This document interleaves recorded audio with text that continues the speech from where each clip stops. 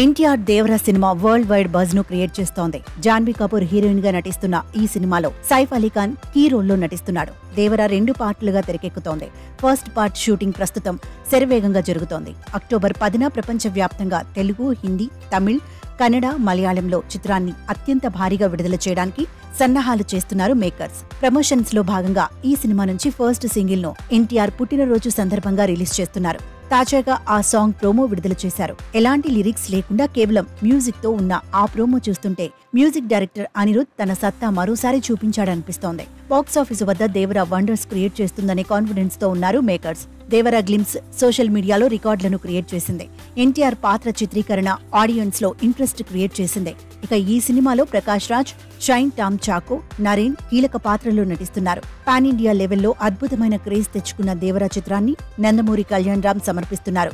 NTR arts, Yuvasudha arts సంయుక్తంగా నిర్మిస్తున్నాయి. దర్శకుడిగా కొరటాల శివ మాస్ కంబ్యాక్ ఇవ్వటానికి దేవరతో సిద్ధమవుతున్నారని ఇండస్ట్రీలో ప్రచారం జరుగుతోంది.